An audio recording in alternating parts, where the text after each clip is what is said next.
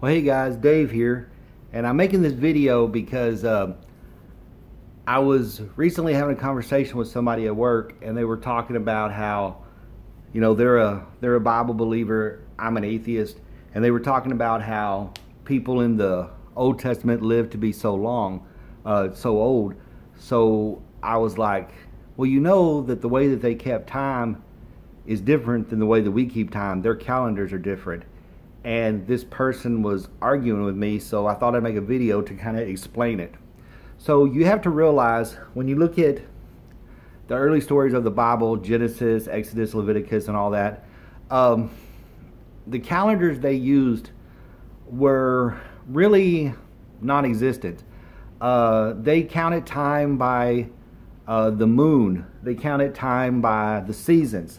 So when you understand the way that they counted time, it actually makes more sense on why characters in the Bible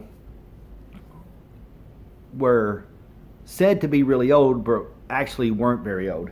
For example, Methuselah. He is supposedly the oldest person in the Bible. He supposedly lived to be 969 years old. But during those times, they used a lunar calendar, a way of keeping time. So when you break down what their way of keeping time actually means, it makes a lot more sense.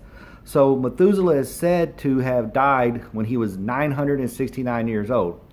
But really what that actually is Methuselah lived 969 moon cycles. So the moon cycles once a month. So Methuselah was 969 months old, which when you do the math, it comes to be he was 80.75 years old when he died. So that makes a lot more sense. It's similar to the way that we, when babies are born, for the first 2 years of their life, you don't say, oh, he's a year and a half, or he's 2 years. You say, oh, he's 18 months old, oh, he's 12 months old, or he's 13 months old, he's a year, stuff like that.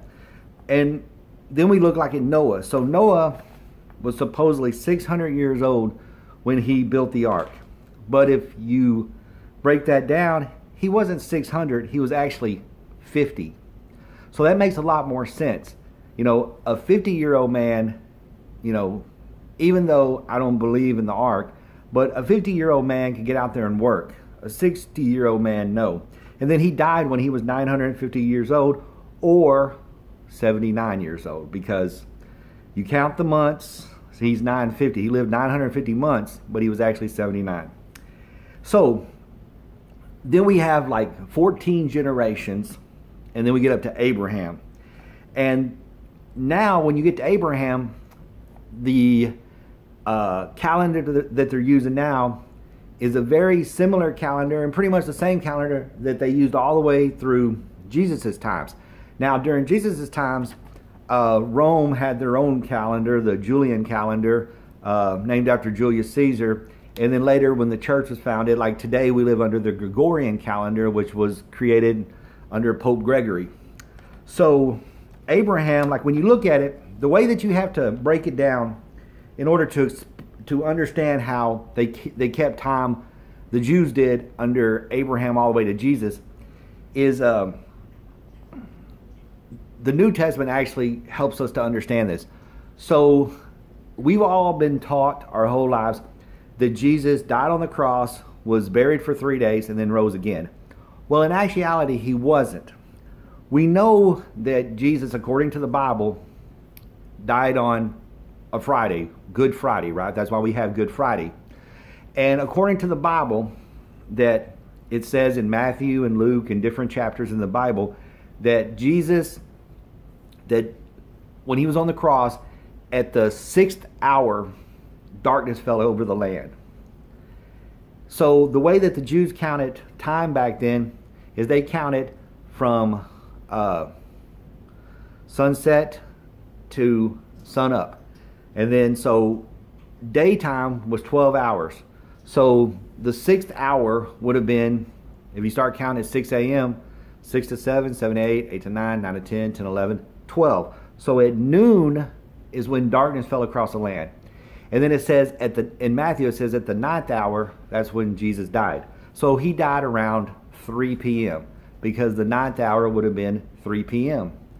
So then Jesus was taken off the cross, and so he was in the ground Friday night, Saturday during the daytime, Saturday night, and then when the women went to the tomb, he was gone Sunday morning. So see, that's where you get the 3 days. The Jews count daylight as a day. They count nighttime as a day. The word that they use for time is yom, Y-O-M. And if you look up the meaning of yom, yom can mean anything. It can mean years, it can mean hours, it can mean days, it can mean months, it can mean a long time, it can mean a short time. It doesn't really have a specific meaning that's nailed down. So that's why we can say that Jesus was in the ground for 3 days. Really, he wasn't. He was really in the ground for about 36 hours. Because you look at that. So he died on Friday. He was dead by 3 o'clock in the afternoon Friday. In the ground Friday night. That's 1 day, according to the Jews. Saturday during the daytime, the light. That's 2 days. Saturday night is the 3rd day.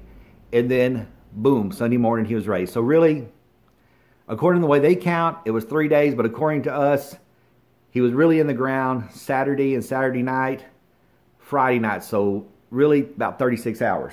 But now this gets back to understanding Abraham. So supposedly Abraham was 100 years old when Isaac was born. Really, he wasn't. And the reason why we know this is because the same way that the Jews counted time during Abraham's is the same way that they counted time during Jesus' times. So really, Abraham wasn't 100 years old. He was actually 50 when Isaac was born. And that's because the Jews back then had a 360-day calendar. But because they counted one day, the way that we count time today is a daytime and a nighttime. But they counted them separately. So the daytime was 1 day, the nighttime was 1 day. So for every day they had, they actually counted 2 days. So even though they went along a 360-day calendar, they were able to reach 360 days in really 180 days. So for every year a person supposedly lived, the way they counted time was actually 2 years. So when the Bible says that Abraham was 100, he wasn't 100, he was 50, because they were counting 2 years for every 1 year. I know it's hard to explain and it can be hard to understand, but if you read the Bible and then look at the way they measure time for Jesus, it makes more sense when you look at the way that the Jews counted time. So that would make Abraham 50 when Isaac was born, and Sarah, who was said to have been 90, was actually only 45 years old. So I hope that makes sense to you. Just remember, if it doesn't make sense to you, just look at the way that the Jews counted time, the way Jesus was in the ground. Because he wasn't actually in the ground for 3 days. He was actually in the ground for a day and a half. But the way that they count time, it actually makes 3 days. So Abraham, his 100 years actually was really only 50 real years, if you count it using the way the calendars are today. So this is David, Zoe Zizzles. If you have any questions, put them in the comments. Bye.